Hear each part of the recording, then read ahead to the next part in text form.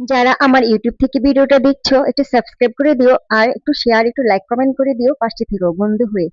আমিও তোমার পরিবারে গিয়ে ঘুরে আসবো। যাই হোক, শুভ রথযাত্রার প্রীতি ও শুভেচ্ছা। আজকের দিনটি শুরু করলাম ভগবানের পুজোর সেবা দিয়ে। দেখো কত সুন্দর, গাছে কত রকমের ফুল ফুটেছে আজকে আমাদের। তো প্রতিদিনই ফুটে আর নিচেও অনেক ফুল ফুটেছিল।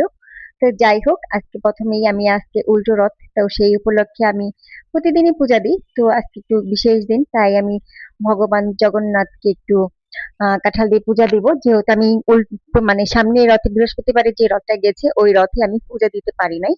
তো আমার শরীর ভালো ছিল না, আমার মনটা অনেক খারাপ ছিল, আর এদিকে মেয়েটা অসুস্থ।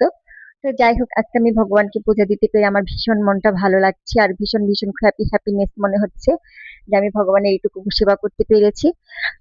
তারপরে হচ্ছে এই যে ভগবানকে ফুল দিয়ে চন্দন দিয়ে সাজিয়ে দিলাম আর গোপাল সোনাকে সুন্দর একটা জামা পরিয়ে নিলাম।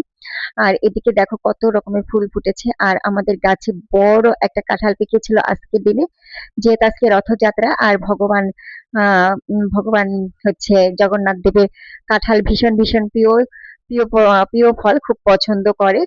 তো আমি আর আজকে কোনো ভোগ রান্না করি নাই, একটু ভগবানের জন্য একটু কাঁঠাল ভোগ দিলাম। তো এই জগন্নাথের উদ্দেশ্যে মনে হয় আজকে জগন্নাথ দেবের কৃপায় এই বড় কাঁঠালটা পেকেছিল। তো জগন্নাথ দেবকে কাঁঠাল দিয়ে আর তুলসী পত্র আর একটু বাতাসা দিয়ে ভোগ দিলাম। যাই হোক, ভগবানকে সেবা করতে পারলে এটা ভীষণ ভালো লাগে, এটা মনের একটা শান্তি আর তৃপ্তি। তোমরা কে কে কিভাবে আজকে ভোগ দিয়েছো, কিভাবে পূজা করেছো একটু কমেন্ট করে জানাবা। আমার তো ভগবানের সেবা মানে যতক্ষণ করতে পারি খুব খুব ভালো লাগে। আর এদিকে দেখো আমি একটু তাল মিষ্টি দিচ্ছিলাম, আর তাল মিষ্টি গুলো ভীষণ বড় বড়, আমি ছোট ছোট করে ভেঙে নিব একটা সময় করে, যেহেতু ব্যস্ততার মধ্যে আছি একটু সময় পাচ্ছি না এগুলো করার জন্য। তারপরে এই যে আমি একটু কর্পূরের বাতি দেব, কারণ কর্পূর দিলে নাকি ঘরের অশুভ কিছু কেটে যায় আর বিপদ তো কিছু ছাড়ছেই না। একটু কর্পূর দিয়ে আরতি দিলাম, তারপরে হচ্ছে একটু ধূপ দিলাম ছোবা দিয়ে, তারপরে ধূপকাঠিও ধরিয়েছি।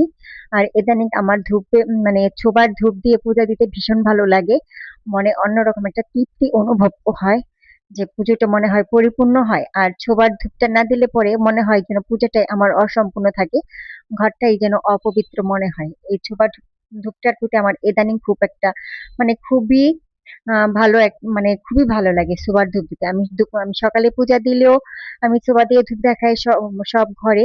তারপরে হচ্ছে সন্ধ্যাবেলা তো আমি একদম উপর থেকে নিচ পর্যন্ত A to Z আমাদের নিচের বাড়ি, উপরের বাড়ি, তারপরে নিচের গেট, উপরের ছাদ, মানে সম্পূর্ণ জায়গাতেই আমি ভীষণ ভাবে কর্পূর ধূপ ধূপ দিয়ে একটু সরিষা দিয়ে আমি সম্পূর্ণ বাড়িতেই মানে ধূপ দেই। যাই হোক, আমার ভালো লাগে। তারপরে এই যে আমি একটু সীমন্তিনীর ঘরেও ধূপটা দেখে আসলাম, পুরো বাড়িতেই দেখাইছি, যে তোমাদের সাথে তার এত কিছু শেয়ার করতে পারলাম না। আর এত কিছু শেয়ার করতে গেলে ব্লগটা অনেক বড় হয়ে যায়, আমার মোবাইলের মেমোরিতেও ফুল হয়ে যায়। তারপরে ধূপ দেখানোর পর ভগবানের নামে একটু গীতা পড়লাম আর এদিকে প্রসাদ বাড়িয়ে নিলাম। তারপরে যাই হোক, রান্না বান্না খাওয়া দাওয়া শেষ করে তারপরে বিকেল বেলা চলে গেলাম। আহ, আমাদের এখানে হচ্ছে কানাইলাল মানে বলাই বাড়ি বলে, হ্যাঁ বলাই বাড়ি, বলাই বাড়ি গেলাম রথের রথ দর্শন করতে।